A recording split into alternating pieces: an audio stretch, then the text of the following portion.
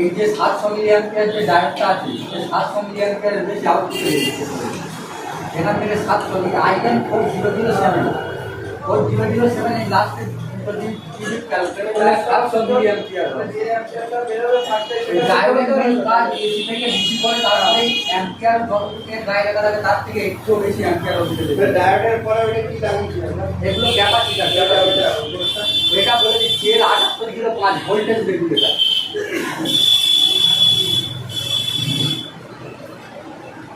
এই সরি 12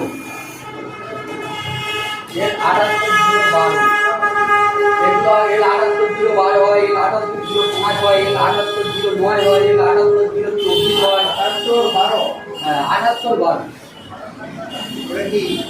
এটা voltage regulator. এটা বলে দিচ্ছি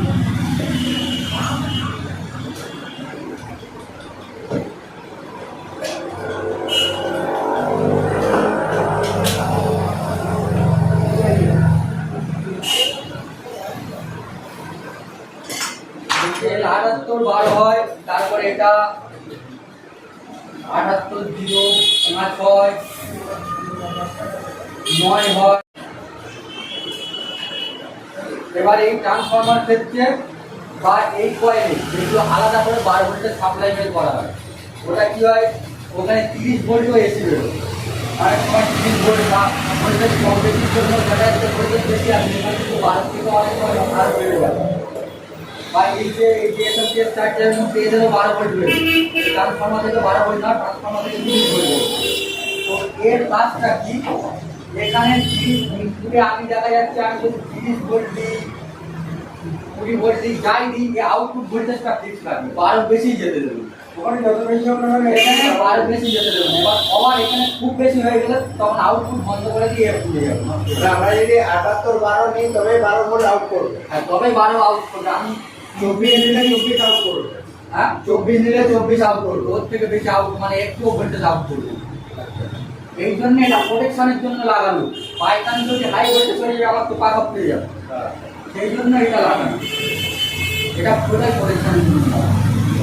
পাকা লাগা যায় না, পাকা টাকা একটা পাকা কিনতে গেলে কিছু না হলে 50-60 টাকা দাম, সেখানে এটা 10 টাকা 12 টাকা। ওইটা কানেকশনটা আমাদের ওইটা থেকে কি বের হবে? পাকার কানেকশনটা বের হবে। এবারে এই আউটপুট থেকে এই যে দুটো তার বেরিয়েছে এটা ফ্যানের জন্য।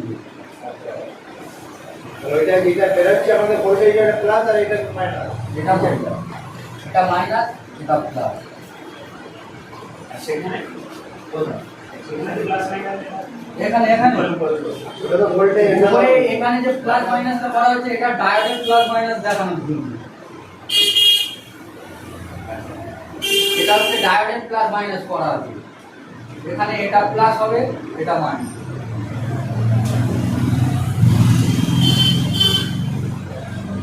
ওইটা তাহলে সেই যে উপরে যেটা লাইনটা যেটা দুটো আছে ওইটা ওই প্লাস মাইনাসের লাইনটা কোথা থেকে নেওয়া হবে?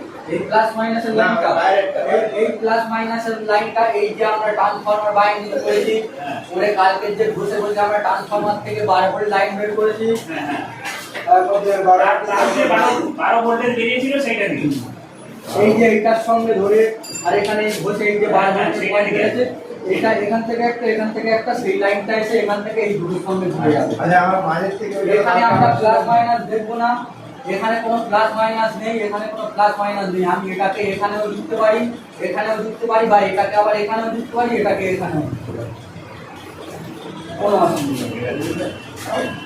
কালকে আমরা ছিলাম না তখন এটার থেকে ধরে এখানে যেমন একটা তার বলতে আমরা সেখানে 12 ভোল্ট চেক করবো। ওটা আমার প্র্যাকটিক্যাল আসতে দিতে হবে। 12টা কি সুবিধা দিয়ে যতক্ষণ আপনারা এটা আসলে মাপ তাহলে তুমি বলে গেছিলে তখন এটা বলে যাবে। আমি দিন চলে গেছি না এই 7টার সময় যাবো এই না যে 7টার সময় হবে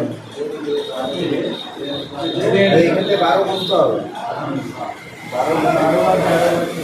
আমি 12 ভোল্টের আমার তো পুরো কমপ্লিট, আমার 12 ভোল্টের জন্য লাইন নাই।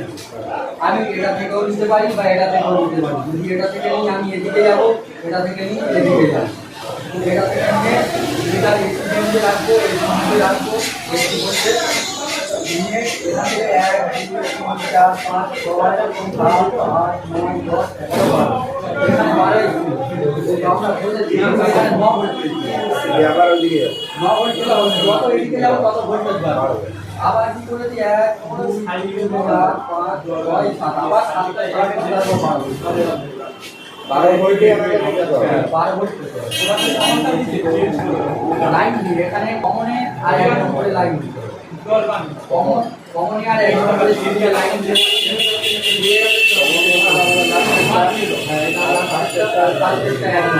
এটাতে আমরা এসিতে কোনো সময় কাজ করবো না, সবসময় এসিতে কাজ করলে যখন চেক করলো তখন কেমন ফেটে গেল। আর কাজের সময় সবসময় এসির সঙ্গে আরেকটা এখানে আরসিবি লাগবে।